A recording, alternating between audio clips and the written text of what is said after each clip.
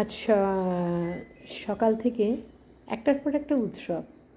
প্রথমে ফ্ল্যাগ তোলা হলো, যেহেতু 15ই আগস্ট, তার সঙ্গে আজ জন্মাষ্টমী।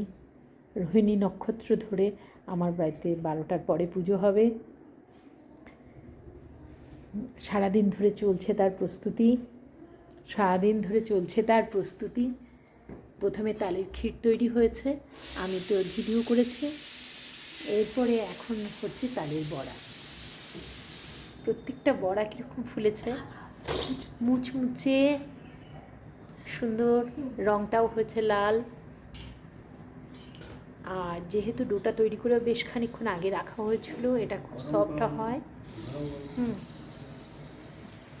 আর তার আগে তালের ক্ষীর তৈরি হয়েছে। এছাড়া সকাল থেকে বাজার চলছে। পারবো না করেও আমাদের ওই গোপালের কৃপায় সমস্ত আয়োজন মোটামুটি গুছিয়ে তোলা হয়েছে। আজকের দিনটা আমাদের কাছে খুব আনন্দের দিন। সেই আনন্দটা আপনাদের সঙ্গে আমরা শেয়ার করে নিচ্ছি।